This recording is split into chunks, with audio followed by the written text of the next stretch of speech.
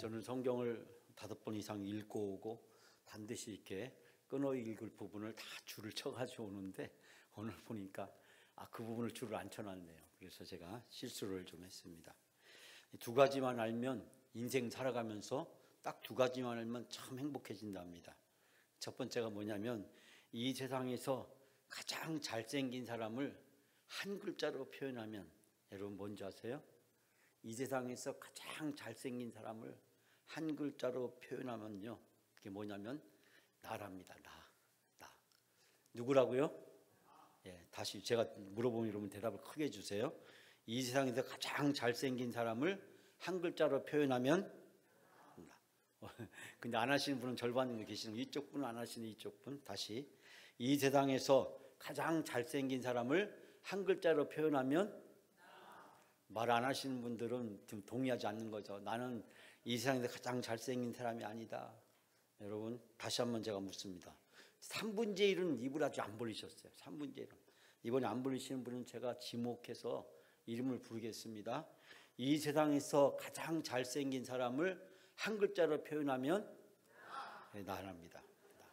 항상 그런 자존감을 가지고 살아야 돼요. 두 번째, 이 세상에서 가장 좋은 사람, 이 세상에서 가장 좋은 사람을 한 글자로 표현하면 뭘 것 같아요?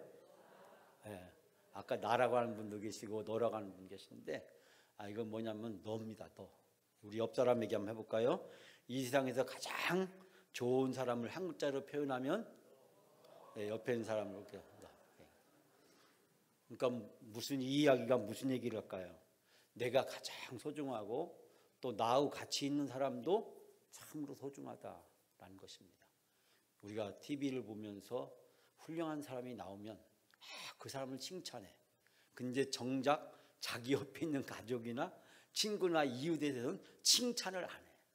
왜 우리는 알지도 못하는 저 멀리 있는 사람, 왜 그 사람 보고 그 연예인 보고 멋지다고 예쁘다고 그렇게 감탄을 남발하면서 정작 누구를 보고 자기 옆에 있는 사람한테는 감탄을 보내지 않는다는 거예요. 우리가 책에서나 신문에서나 방송에서 나오는 사람들, 어떻게 보면 수백 년 수천 년 지난 사람을 이야기할 때 그 사람 참 대단하다 그러면서 정작 누구를 자기 자신에 대해서는 자존감을 갖지 않는 사람을 너무 많이 보게 됩니다. 여러분, 제가 오늘 이 말씀을 드리는 뭐냐면 나는 누구일까라는 이야기를 오늘 질문에 넣어서 오늘 설교 말씀은 끝까지 한번 끌고 가려고 합니다. 여러분은 누구세요? 여러분은 어떤 사람이세요? 오늘 본문에서 여러분을 어떤 사람이라고 말씀을 합니까? 제 오늘 설교 주제는 밭입니다. 내가 밭이듯이 이 세상을 살아가는 모든 것이 밭인데요. 농부가 농사를 지을 때 밭의 비중이 얼마나 될까요? 한국인들은 종교와 기독교에 대해서 어떤 생각을 가지고 있을까? 한국 교회의 토대가 되는 한국인의 영적인 밭은 어떨까요?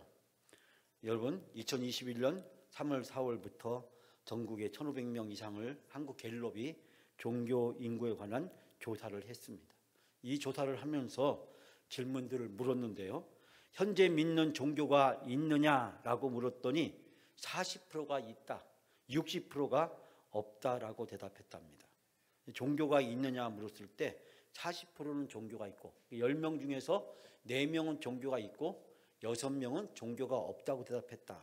근데 왜 이게 중요하냐면 2004년도에는 100명 중에서 54명이 종교를 가지고 있다고 했고 2014년도에는 100명 중에서 50명이 종교를 가지고 있다고 했는데 2021년도에는 몇 명밖에 없다고요? 40명밖에 없다. 2004년에서 2021년 사이에 무려 54%에서 40%로 감소했다라는 것을 알 수 있게 됩니다. 한국인은 남성은 약 34%가 종교를 가지고 있고 여성은 56%가 종교를 가지고 있고 고연령대일수록 종교를 더 많이 가지고 있었는데 20대에는 22%밖에 종교를 가지고 있지 않고 60대에는 약 59%가 종교를 가지고 있다라고 이야기합니다.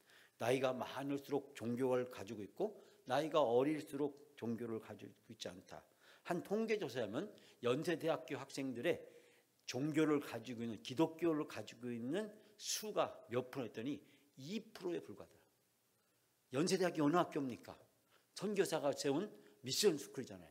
그런데 그 학교에 기독교인이 몇 프로라고요? 2%밖에 되지 않는다. 참, 이걸 어떻게 믿어야 될지 알 수 없는 황당한 상황이기도 합니다. 그럼 당신은 어떤 종교를 가지고 있습니까? 라고 물었더니 개신교가 17%, 불교가 16%, 천주교가 6%였다라고 이야기합니다. 그런데 당신이 가지고 있는 그 종교, 비종교인, 종교가 없는 60% 사람들에게 물었습니다. 호감이 가는 종교가 어떤 종교입니까? 라고 물었더니 불교가 20%, 천주교가 13%, 개신교는 6%에 불과했다라고 이야기합니다. 비종교인들 중에서 호감 있는 종교가 없다라고 대답한 분은 2004년도에는 34%였는데 이제 2014년도는 46%에서 2021년도에는 61%로 늘어났다라고 하는 것입니다. 전에는 33%만 호감이 없었는데 100명 중에서 33명만 호감이 없었는데 이제는 61명이 종교에 대해서 호감을 가지고 있지 못하다라고 이야기했답니다. 비종교인들의 과거 신앙을 조사해 봤답니다. 과거에 당신은 종교를 가지고 있었습니까? 라고 물었는데 2004년도에는 43%였다가 이제 2014년도는 35% 그리고 2021년도는 25%로 줄었답니다. 그런데 1984년도 이후에 조사한 이 갤럽의 종교인구 조사 분석에 의하면 개신교 이탈자가 가장 많이 났다라고 이야기합니다. 즉 교회를 나가다 안 나간 사람이 성당이나 절을 나가다 안 나간 사람 숫자보다도 더 많았다. 비종교인 중에서 왜 종교를 갖고 있지 않느냐, 믿지 않느냐고 물었더니 관심이 없어서가 1997년도에는 26%였는데 이제 2021년도에는 54%다라고 이야기했답니다. 종교가 사회적인 영향력에 대해서 물었더니 과거와 비슷하다가 54%, 감소가 28%, 증가하고 있다가 18%였답니다. 1984년에 처음으로 영향력에 대한 증감의 의견이 역전되고 있다.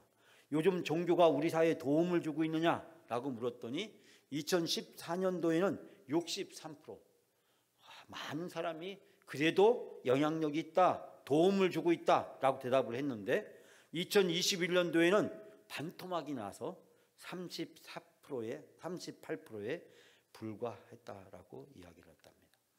제가 이 말씀 드리면 한국인의 종교에 다시 어떤 상황이 있는가라는 상황을 여러분에게 말씀드리고 싶습니다.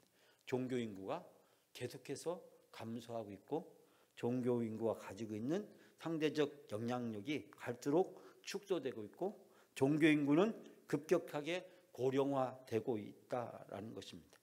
제가 자세히 또 설명하지 않았지만 지역별로 영남북은 주로 불교 쪽에 많이 치우쳐 있고 전라도나 수도권은 기독교 쪽에 집중되어 있는 한국 교회 종교 인구 분포도를 볼 수 있게 됩니다.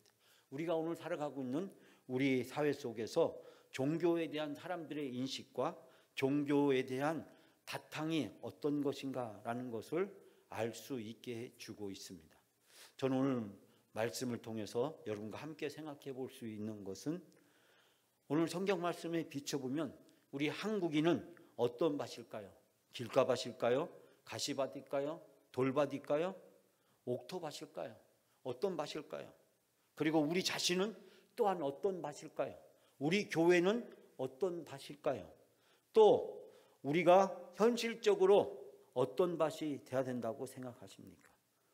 여러분, 사복음서는 우리가 어떻게 해야 구원받는지를 가르쳐주고 있고 예수 그리스도를 믿어야 구원받는다는 사실을 가르쳐줍니다. 복음서는 예수 그리스도의 신성과 인성을 또 그의 사역을 완벽하게 우리에게 가르쳐주고 있습니다.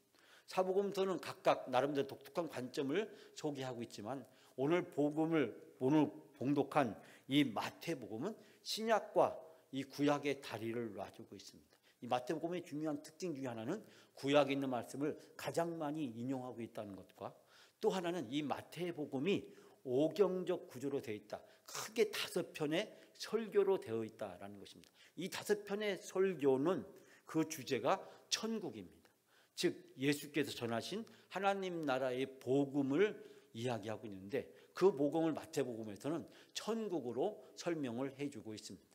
자, 오경적 구조라고 하니까 여러분이 생소한 말이겠지만 사실 구약 성경에서 유대인들이 가장 귀하게 생각하는 하나님의 말씀, 그것이 뭐죠? 바로 오경입니다. 창세기, 출애굽기, 레위기, 민수기, 신명기죠. 이스라엘 백성은 이 오경을 토라, 율법이라고 하고 모세 오경이라고 부르고 경전 중에 경전, 말씀 중에 말씀이라고 부릅니다. 이 오경을 154개로 나누어서 매 주일마다 회당에서 그 본문을 읽습니다. 그리고 랍비와 서기관이 그 말씀에 대해서 이야기를 하고 또 그 말씀에 대해서 이야기하고 싶은 유대인 남자들이 그 말씀에 대해서 이야기를 합니다. 예수께서도 회당에 가셨을 때 바로 동일한 장면을 누가복음 4장에 보면 바로 그 본문이 그 상황이 우리에게 소개되어 있기도 합니다. 유대인들이 생각하는 오경은 절대적인 하나님의 말씀의 기준으로 받아들이고 있습니다. 우리가 새벽에 떠나는 시편령이 다루고 있는 시편도 오경적 구조로 되어 있습니다. 1편부터 42편까지가 제1권이고 즉 오늘까지 우리가 15편 즉 150편 중에서 10분의 1을 같이 말씀을 나눴는데요. 칼빈의 말처럼 정말 시편은 내 영혼의 해부학이라고 할 정도로 우리의 심성의 적나라한 모습을 드러내고 있습니다. 의인과 악인의 사이를 갈팡질팡하면서 때로는 우리가 의인의 길을 가다가도 악인의 길에 서 있는 우리 자신을 보고 섬뜩 놀래고 그러면서 이 의인과 악인의 사이에서 때로는 갈팡질팡하는 우리 자신들의 모습 또 그 사이에서 연약해진 우리의 심성을 발견하게 됩니다. 저는 시편 말씀을 함께 나누면서 정말 칼빈이 내 영혼의 해부학이라고 했던 말이 얼마나 그 말씀의 뜻을 관통하고 있는가를 느끼게 됩니다. 마태복음도 마찬가지였습니다. 마태복음은 유대인들을 위해 쓰여진 복음서였고 신약과 구약의 다리를 놓고 있고 구약의 말씀을 가장 많이 인용함으로써 유대인들에게 예수가 우리가 기다리던 메시아다라는 것을 소개하려고 노력했습니다. 제가 자세하게 이 오경의 내용을 소개할 수는 없지만 그러나 첫 번째 설교는 산상수훈, 두 번째 설교는 제자들의 삶에 대해서, 세 번째 설교가 천국의 비유, 네 번째가 하나님 나라 천국의 시민생활, 그리고 마지막 설교가 감람산 강화로 감람산 설교로 되어져 있습니다. 오늘 우리가 함께 나눈 것은 세 번째 설교입니다. 그러니까 마태복음에는 크게 5편의 설교가 있다. 오늘 본문의 말씀은 그 중간쯤에 해당되는 천국의 비유다. 즉 이 비유로 계시된 하나님 나라 메시아 왕국의 신비한 모습을 이 말씀을 통해서 가르쳐주고 있습니다. 왜 예수님은 비유로 말씀하셨는가?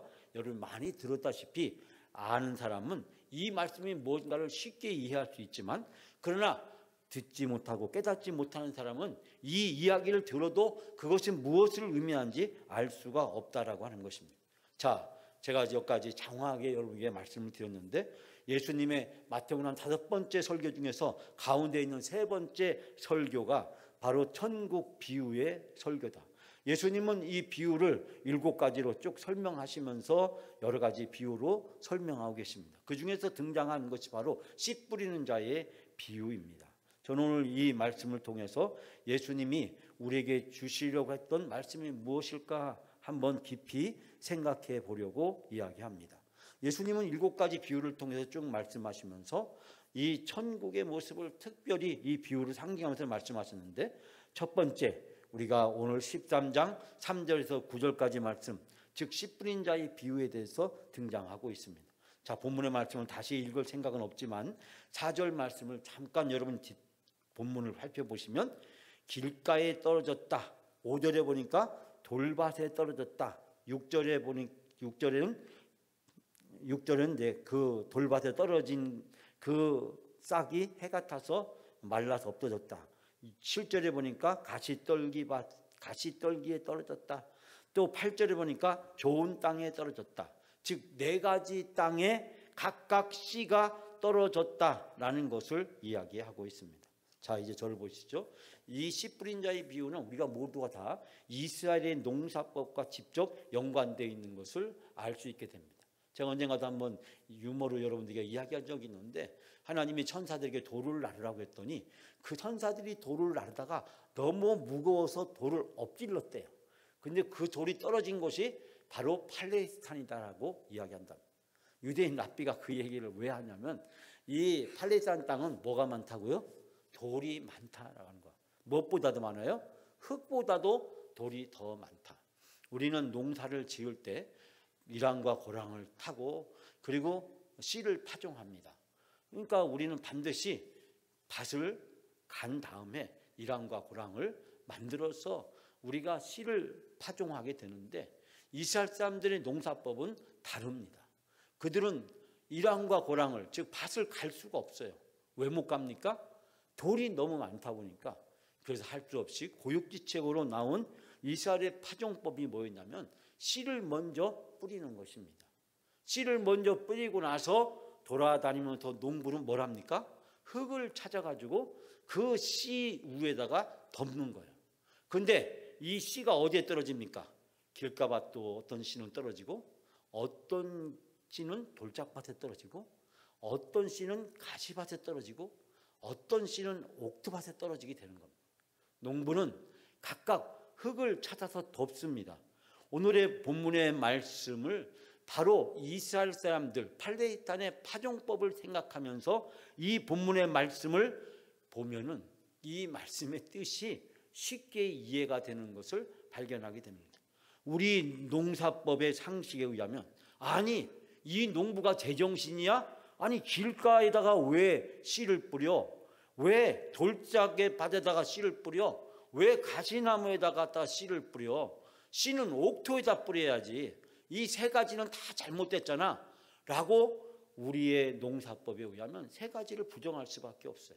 그러나 팔레스타인에서는 흙보다도 돌이 많다 보니까 씨를 뿌려놓고 흙을 찾아다니면서 덮습니다. 농부는 길가에 떨어진 씨에도 흙을 찾아 덮고, 그리고 돌짝밭에 떨어진 씨에도 흙을 찾아 덮고, 가시밭에 떨어진 그 씨에도 흙을 찾아 덮고, 옥토밭에 떨어진 씨에도 흙을 찾아다가 덮게 됩니다. 우리와 전혀 다른 농사법 때문에 이 본문을 때로는 이 배경을 이해하지 못할 경우 우리는 이 말씀이 무엇을 의미하는지 알 수가 없습니다. 이 본문의 말씀에서는 3가지 교훈을 우리에게 주고 있는데요. 첫 번째는 씨 뿌리는 자는 1차적으로 예수님을 가리킨다라고 하는 것입니다. 그리고 2차적으로는 바로 성도들을 가리킨다라고 하는 것입니다.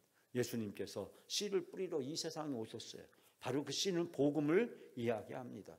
그리고 2차적으로 우리 성도들에게 그 예수님의 말씀의 씨를 받아서 우리가 전도자의 사명을 감당해야 된다는 것을 가르쳐주고 있습니다. 두 번째 주고 있는 교훈은 세상의 농사에는 좋은 씨도 있고 나쁜 씨도 있다라고 하는 것입니다. 즉 종자의 상태에 따라서 수확량의 차이가 나게 됩니다. 좋은 종자를 확보하는 것이 좋은 수확을 거둘 수 있는 길이 된다라고 하는 것입니다. 그런데 예수님의 뿌린 씨는 동일한 씨앗이었다는 것입니다. 그 수확량의 차이가 나는 것은 그 씨가 어디에 떨어졌냐에 따라서 달라진다는 것입니다. 즉 길가밭이냐 아니면 돌짝밭이냐 가시밭이냐 옥토밭이냐에 따라서 수확이 달라진다라고 하는 것입니다. 좋은 밭은 오늘 본문이니까 상황에 따라서 30배, 60배, 100배의 수확을 맺는다라고 이야기합니다. 이 팔레스타인에서 이 전통적인 수확량은 5배에서 15배 사이라고 합니다. 그러니까 농부를 할 때 보통 5배에서 15배 사이를 거두는데, 어떤 역사학자에 의하면 100배에 이르는 수확량을 거둘 때도 있었다라고 이야기합니다. 그러나 보통률은 10배 정도의 수확을 하게 되면 작황이 아주 좋은 것으로 알려졌다라고 이야기합니다. 그러니까 농부가 씨를 뿌릴 때 농부가 바라는 기대치는 뭐냐면 즉 10배였다는 것입니다. 10배만 수확만 할 수 있으면 그 농사는 잘된 것으로, 작황이 좋은 것으로 농부는 받아들였다라고 하는 것입니다. 이 본문을 읽고 있는 우리들에게 주님은 질문을 던져오십니다. 당신은 어떤 밭이냐라고 묻습니다. 우리에는 이 밭이 어떤 밭이냐, 그리고 이 밭에 씨가 어떻게 뿌려졌느냐라고 이 본문에서 묻고 있지만, 예수님은 오히려 우리에게 되묻습니다. 당신은 어떤 밭이냐? 당신은 길가밭이냐? 당신은 돌짝밭이냐? 당신은 가시밭이냐? 당신은 옥토밭이냐? 라고 묻습니다. 사랑하는 여러분, 그거에 대한 해답은 바로 18절과 23절에서 예수님은 우리에게 또 다른 교훈을 던져주고 계신 것을 보게 됩니다. 여기에서 우리가 중요한 것은 이 뿌려진 씨는 다 똑같은 씨였다는 것입니다. 즉, 씨 때문에 수확량의 결과가 달라지는 것은 아니라는 것입니다. 그리고 비가 오거나 그 주어지는 자연적 환경과 조건도 다 똑같았다는 것입니다. 여기서 단 하나 차이는 뭐냐면 밭의 차이가 있다라는 것입니다. 여러분, 우리가 오늘 함께 봉독했던 13장 19절 말씀, 다 같이 함께 19절 말씀 봉독합니다. 아무나 천국 말씀을 듣고 깨달지 못할 때에는 악한 자가 와서 그 마음에 뿌려진 것을 빼앗나니 이는 곧 길가에 뿌려진 자요. 아멘. 농부가 밭에서 이리저리 다니면서 씨를 사방으로 뿌린다, 제가 말씀드렸잖아요. 그런데 어떤 씨는 우연히 그 씨가 어디에 떨어졌어요? 단단한 밭 위에 떨어졌다. 즉, 길가에 떨어졌다는 것입니다. 이 길가는 무엇을 이야기합니까? 오늘 보니까 말씀을 듣고 깨닫지 못하는 자라고 그렇게 이야기를 하고 있습니다. 이 밭은 닳고 다른 데로 닳아서 진리를 겸손하게 수용할 수 있는 마음이 없는 뻔뻔스러운 마음의 밭을 가리킵니다. 하나님의 말씀을 읽어도 그 말씀이 오랜 신앙의 관습과 체념이 되어져서 그 말씀을 살아계신 하나님의 말씀으로, 진리의 말씀으로 겸손하게 받아들이는 것이 아니라, 내가 신앙생활을 오래 하다 보니까 너무 닳고 닳아서 그 말씀을 한 귀에 듣고 한 귀로 흘리고 그 말씀을 무시하고 그 말씀을 듣기는 들어도 그 말씀에 은혜와 감동이 없을 때 우리는 길가밭과 같은 존재가 되어버린다는 것입니다. 두 번째는 바로 20절 21절입니다. 다 같이 함께 20절 21절 공독합니다. 돌밭에 뿌렸다는 것은 말씀을 듣고 즉시 기쁨으로 받되 그 속에 뿌리가 없어 잠시 견디다가 말씀으로 말미암아 환난이나 박해가 일어날 때에는 곧 넘어지는 자요. 아멘. 여러분, 이 팔레스타인의 땅의 지형은 고르지 않아서 이 울퉁불퉁했답니다. 울퉁불퉁한 토양층으로 덮여 있었다고 합니다. 그렇기 때문에 흙이 얇게 덮여져 있었고 그 안에는 많은 돌들이 있었다는 것입니다. 그렇기 때문에 처음에 말씀을 받을 때에는 기쁨을 받았고 아멘으로 받아들였지만, 그러나 잠시 시간이 지나서 조그만한 어려움과 박해나 환난이 오게 되면 쉽게 포기하거나 자빠지고 넘어지는 경우를 이야기해 주고 있습니다. 즉, 돌짝밭에 뿌렸다는 것은 복음을 받아들였지만 마음이 완악해져서 복음이 뿌리를 내리지 못하는 것을 이야기합니다. 내가 교회 와서 교회 생활을 하고 있지만 여전히 세상에서 가지고 있던 관습을 가지고 있고, 내가 그리스도를 만나기 이전에 가지고 있었던 나의 자아가 여전히 살아있고, 겉으로 모양으로는 내가 기독교인이고 내가 하나님을 믿고 있지만, 그러나 내 심성, 내 삶의 깊은 곳에서는 아직도 그리스도 중심의 삶을 살고 있지 못하는 그런 모습을 이야기해 주고 있습니다. 진리를 받아들였지만 그러나 그 진리 가운데 살아가고 있지 못한, 외식하면서 형식적인 신앙을 가지고 살아가는 많은 그리스도인을 지적합니다. 우리도 때로는 우리가 길가밭은 아니라고 할지라도 때로는 우리 자신들이 바로 돌밭에 떨어진 씨처럼 우리의 신앙생활을 하고 있지 않은지 이 본문의 말씀은 날카롭게 우리 자신들을 접근해 옵니다. 세 번째는 바로 22절 말씀입니다. 22절 다 같이 함께 봉독합니다.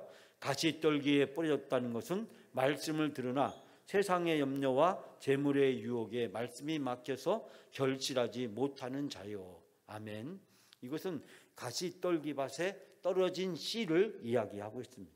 잡초는 흙에서 영양분을 얻기 위해서 경쟁하다가 식물을 질식시킵니다. 최근에 등장한 새로운 농법이 있는데요. 그 농법은 뭐냐면 이 잡초가 나기 전에 그 재배하려고 했던 식물을 집중적으로 키워서 그 식물이 그 잡초를 압도하게 만드는 그런 농법을 새롭게 개발해서 시행하고 있는 사람 이야기를 제가 한번 들은 적이 있습니다. 이 농사 지을 때 농부의 가장 큰 고민은 바로 잡초입니다. 잡초가 모든 영양가를 다 빼앗아 갑니다. 그런데 그 잡초를 영양가로 사용할 수 있는 방법이 없을까? 농부는 그 생각을 하면서 그렇다 한다면 이 잡초보다도 이 잡초가 커서 자라기 전에 내가 원하는 농작물을 먼저 심고 그것을 키워서 그 농작물이 이 잡초를 압도할 수 있는 방법은 없을까? 그 농법을 개발해서 시행하는 사람의 이야기를 들은 적이 있었는데 잡초는 흙의 영양분을 다 빼앗아 갑니다. 그래서 식물을 결국 질식시키고 좋은 식물이 성장해서 열매를 맺을 수 없게 만듭니다. 토양은 비옥하지만 그 밭에 여러 가지 장애로 인해서 씨가 자라나지 못하는 경우를 이 본문의 말씀은 이야기하고 있습니다. 여기에서는 세상의 염려와 재물의 유혹 때문이라고 이야기를 하고 있습니다. 여전히 세상 속에서 살아가고 있지만 그러나 세상 속의 영향에서 벗어나지 못하고 있는 우리 그리스도인들의 연약하고 나약한 모습을 이야기해 주고 있습니다. 그리고 마지막 23절 말씀입니다. 다 같이 함께 봉독합니다. 좋은 땅에 뿌려졌다는 것은 말씀을 듣고 깨닫는 자니 결실하여 어떤 것은 100배, 어떤 것은 60배, 어떤 것은 30배가 되느니라 하시니라. 아멘. 좋은 땅은 복음을 받아들일 수 있는 준비가 되어 있고 개인적인 잠재력에 따라서 풍성한 수확을 거두는 심령을 이야기합니다. 즉 말씀을 듣고 순종하는 겸손한 마음 자세를 이야기합니다. 이 사람은 놀라운 수확을 걷게 된다라는 것을 이야기를 하고 있습니다. 사랑하는 여러분, 오늘 주신 말씀에서 저는 세 가지 질문을 여러분에게 던지려고 합니다. 첫 번째, 여러분은 지금 어떤 밭입니까? 이 네 가지 밭 중에서 어떤 밭인가? 나는 지금 어떤 밭인가? 우리들의 영적인 상태를 점검해야 된다는 것을 이 본문의 말씀은 우리에게 묻고 있습니다. 나의 신앙생활과 교회 생활의 목표가 꾸준히 옥토밭이 되어져야 합니다. 예배와 말씀과 기도와 봉사를 통한 영적 수련을 통해서 우리는 끊임없이 옥토밭으로 만들어가는 성화의 과정을 겪어야 합니다. 그러기 위해서는 내가 지금 어떤 밭인가? 내 자신의 영적으로 내 자신을 진단하는 것이 중요하다고 하는 것입니다. 두 번째는 우리 교회는 어떤 밭이 필요할까요? 우리 교회는 어떤 밭이 필요할까요? 모든 사람은 공통적으로 옥토밭이라고 이야기를 할 것입니다. 그러나 저는 교회에는 돌짝밭도 있고 길가밭도 있고 가시밭도 있고 옥토밭도 있다라고 생각합니다. 교회에 있는 모든 성도들이 다 옥토밭에 뿌려진 씨앗처럼 자라나는 것이 아니라 어떤 성도는 가시밭에서, 어떤 성도는 돌짝밭에서, 어떤 성도는 길가밭에서, 그리고 어떤 성도는 옥토밭에서 신앙이 자라고 있고 또 교회 생활을 하고 있다라고 하는 것입니다. 교회 안에는 다양한 밭이 있고 우리는 그 다양한 밭 속에서 살아가는 그 성도들을 서로 비난하고 정죄하고 판단하지 말고 서로 포옹해주고 인정해주고 서로 감싸주고 그리고 함께 옥토밭으로 변화되어가는 과정이 되어질 수 있도록 서로 이끌어주는 것이 우리 교회 공동체에서 필요하다는 것입니다. 나는 옥토밭이라고 생각하면서 길가밭에 있는 돌짝밭에 있는 가시밭에 있는 다른 성도들을 정죄하거나 심판하거나 멀리하거나 왕따를 시키는 일이 있어서는 안 된다는 것입니다. 교회 안에는 다양한 밭들이 있다. 이 다양한 밭들이 있다는 사실을 우리가 인정해야 된다고 하는 사실입니다. 이 본문을 해석하면서 많은 사람들이 바로 이거에 대해서 간과를 합니다. 즉 이 말씀에서 이야기하는 밭은 어떤 밭일까? 우리 교회는 어떤 밭일까? 우리 성도들은 어떤 밭일까? 마지막 세 번째로, 그렇다면 우리 교회는 어떻게 농사를 져야 되나?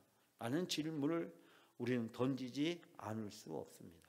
가장 성숙한 성도는 물론 옥토밭이어야 되고, 교회는 옥토밭을 만드는 것을 목표로 하고 있습니다. 교회에서 하는 모든 프로그램은 성도들의 영적 수련을 통해서 가시밭에 있든 돌짝밭에 있든 길가밭에 있든 옥토밭에 있든 모든 성도들이 함께 더불어 성장할 수 있는 환경으로 만들어가는 것이 교회의 목표이고 영적 수련의 과정이기도 합니다. 사랑하는 여러분, 오늘 주신 말씀을 통해서 하나님은 우리에게 묻습니다. 당신은 어떤 밭입니까? 당신의 영적인 지금 상황은 어떤 밭입니까? 당신은 옥토밭에 있습니까? 옥토밭에 있음으로 해서 길가밭에 떨어져 있고 가시밭에 떨어져 있고 돌짝밭에 떨어져 있는 다른 성도들의 그 아픔과 상황과 어려움을 이해하고 있고 그들을 감싸고 그들을 도우려고 섬기려고 하는 마음을 가지고 있는가? 우리 자신에게 묻습니다. 또한 교회 바깥에 있는 수많은 영혼들을 향한 우리의 복음 전도의 책임에 대해서 이 본문은 묻고 있습니다.